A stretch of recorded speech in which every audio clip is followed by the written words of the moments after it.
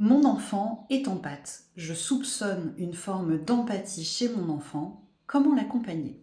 Bonjour à tous, bienvenue dans cette nouvelle vidéo. Cette semaine, on va de nouveau parler de la médiumnité des enfants avec le profil des enfants en pâte.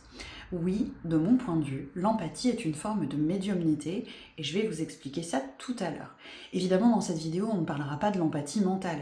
On va parler d'une vraie forme d'empathie. Quand je parle d'empathie mentale, c'est cet effort mental que l'on peut faire, nous, en tant qu'adultes, et que certains enfants sont tout à fait capables de faire, c'est-à-dire, mentalement, j'essaye de me mettre à la place de l'autre pour le comprendre.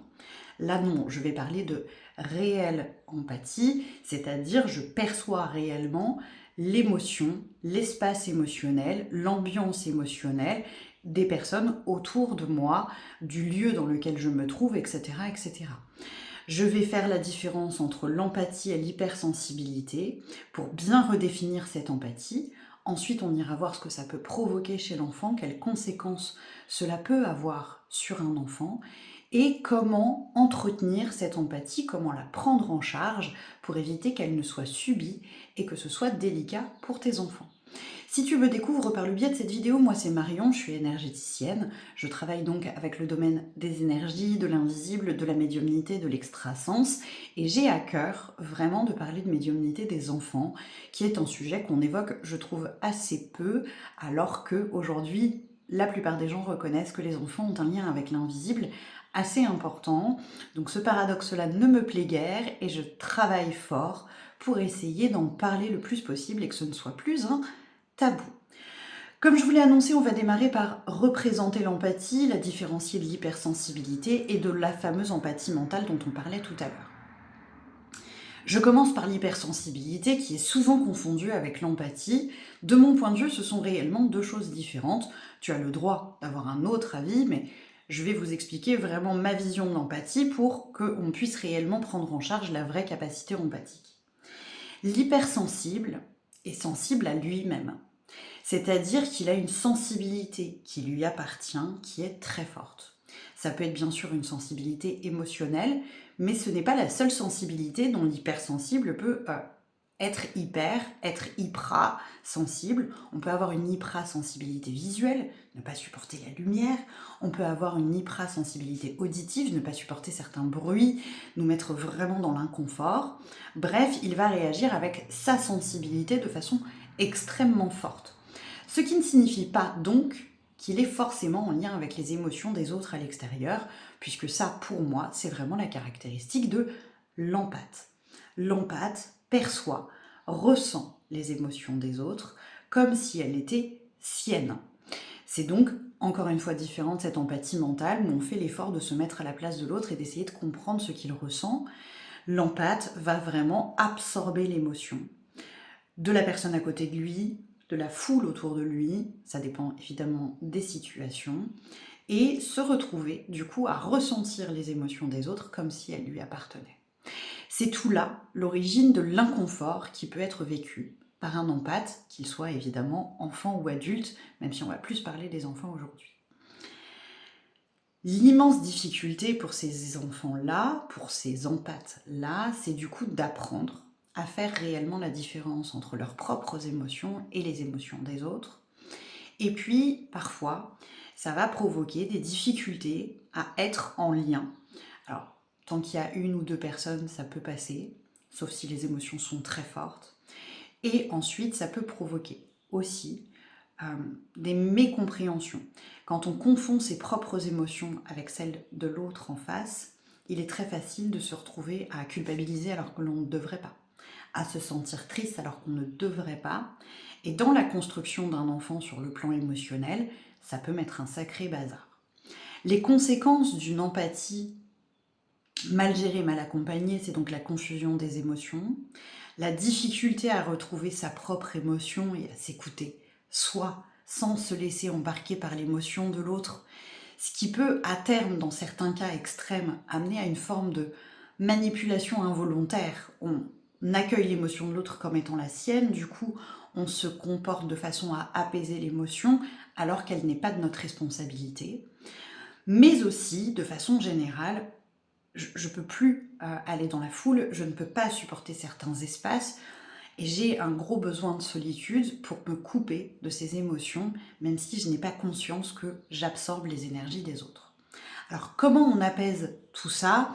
Évidemment, la première clé que je vais transmettre à un petit chaton qui vient avec moi en séance sur l'empathie, c'est vraiment de valider qu'il arrive à faire la différence ou lui apprendre à faire la différence entre ses propres émotions et les autres.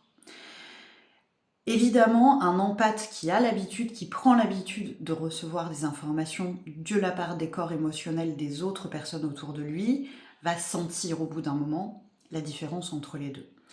Mais au départ, c'est pas si évident que ça, et ça peut demander un besoin de solitude pour faire le point sur ce qui est à soi et ce qui est à l'autre. Ça peut demander aussi, dans une phase notamment d'apprentissage, de recourir à certains outils pour s'aider à faire la différence entre nos émotions et celles des autres. Je pense notamment à un de mes outils préférés. Ce ne sera peut-être pas celui de tout le monde, mais on peut tout à fait utiliser un pendule pour demander est-ce que cette émotion-là m'appartient? Est-ce qu'elle est à quelqu'un d'autre? Si oui, à qui elle appartient? Une fois qu'on a fait la différence entre l'émotion qui nous appartient et qui ne nous appartient pas, le deuxième apprentissage qui vient tout de suite, c'est du coup comment je traite les émotions qui ne m'appartiennent pas. Parce que nous sommes en charge, en responsabilité de nos propres émotions, de les accueillir, de les identifier pour pouvoir faire ce qu'on a à faire avec cette émotion et enfin la libérer. Mais pour ce qui est d'une émotion qui ne nous appartient pas, ce travail ne nous appartient pas non plus. Donc comment je lâche cette émotion qui ne m'appartient pas? Comment je m'en libère? La technique numéro 1, c'est vraiment avec la prise de conscience que ça ne nous appartient pas, s'autoriser un petit protocole qui peut être extrêmement rapide, juste une profonde respiration, une petite visualisation où on imagine l'émotion se décoller de nous, ou tout simplement un travail mental de « ça ne m'appartient pas, je ne le garde pas ». On va vraiment aller se décharger, accepter que l'information nous a traversé, qu'on a eu accès à l'émotion de l'autre, mais que ce n'est pas à nous de la traiter, peut suffire. Toutefois, parfois, quand c'est très lourd, quand c'est très dense, il va y avoir peut-être besoin d'un peu plus de solitude pour l'enfant pour gérer tout ça, ou de réaliser des protocoles assez simples de nettoyage énergétique pour venir lâcher l'émotion. Certains protocoles sont assez simples. Je ferme les yeux, je visualise l'émotion qui ne m'appartient pas. Je peux l'avoir sous la forme d'un petit nuage qui passe dans mon cœur et je vais le faire sortir de moi. Soit en le laissant me traverser, soit en posant mes mains, par exemple, contre le sol ou sur un arbre, et le faire passer le long de mes mains. On peut faire ce même exercice en ressentant l'émotion et en la laissant nous traverser, ou en étant rendu à la terre, à un arbre, etc. On peut aussi tout à fait utiliser une technique de douche énergétique. J'ai une vidéo complète à ce sujet sur la chaîne qui est à destination des adultes, mais que tu pourras retransférer à ton enfant après visualisation, que tu pourras donc réexpliquer à ton enfant. Il est tout à fait possible aussi pour l'enfant de vouloir utiliser des encens, excusez-moi pour la bafouille, ou encore de passer par l'écrit pour lâcher certaines choses. Il n'y a pas une seule technique de libération émotionnelle, et évidemment pour l'empathe, il n'y a pas qu'une seule technique. L'idée, c'est vraiment d'ouvrir la conscience à cet enfant que cette émotion ne lui appartient pas, que ce n'est pas à lui de la gérer, parce que ce qui peut arriver, c'est que à terme, l'empathe qui ne comprend pas qu'il est empathe ou qui n'arrive pas à gérer son empathie, va se trouver tellement chargé d'émotions qu'il n'arrive pas à identifier, comprendre, c'est tellement dense qu'il renonce à l'écoute émotionnelle de ses propres émotions comme des émotions qu'il récupère à droite à gauche. Et donc on se retrouve parfois avec des empathes qui ont fait une croix sur l'émotionnel, qui n'arrivent plus à rentrer en lien avec l'émotion et qui du coup vont vivre de gros inconforts émotionnels parce qu'à force, ça fait cocotte minute, ça se tasse, et un jour ça explose, et ça peut être assez compliqué à gérer. Identifier, ne pas garder les émotions qui ne nous appartiennent pas pour n'avoir qu'à gérer nos propres émotions, c'est vraiment la clé numéro 1. Maintenant, il y a d'autres petites choses qui peuvent rentrer aussi et confronter l'enfant comme son parent, c'est que ces petits empathes sont des détecteurs de mensonges absolument parfaits, qu'on ne peut pas leur mentir et qu'ils perçoivent aussi les mensonges parfois que nous nous faisons à nous-mêmes. Je ne veux pas reconnaître ma tristesse, Si je suis face à un enfant empathe, il va me la balancer en pleine tête et ça va être extrêmement rapide. Parole de maman qui l'a déjà vécu. Il va falloir aussi, dans le cadre de l'apprentissage de l'empathie, à expliquer à l'enfant que même s'il perçoit une émotion chez quelqu'un, il est en charge de respecter son intimité. Cette personne a le droit de ne pas être prête à parler de l'émotion. Cette personne peut avoir du mal à reconnaître son émotion, et c'est pas parce que nous sommes empathes, je me place dedans, pardonnez-moi, c'est une des capacités que je peux avoir également, qu'on est obligé de confronter l'autre à son émotion. Que parfois, on a le droit aussi, en tant qu'humain, d'avoir du mal à reconnaître nos émotions, et qu'il y a une forme d'intimité à respecter, même quand on perçoit les émotions des autres. D'ailleurs, et je vais clôturer là-dessus, percevoir ces émotions, parfois, on a juste envie de ne pas les ressentir. Parce qu'on est fatigué, parce qu'on est dans un bain de foule, parce que justement on tient à préserver l'intimité des gens et de n'ouvrir cette capacité d'empathie qu'au moment choisi, lorsque la personne est d'accord pour qu'on explore son système émotionnel. Et donc il y a la possibilité aussi de mettre en place des formes de protection énergétique afin de ne pas percevoir les émotions de l'autre en face. C'est important de le dire, c'est important de le rappeler. Encore une fois, en termes de protection, il y a une multitude de possibilités. On peut dire « je coupe mon empathie » et que ça suffise.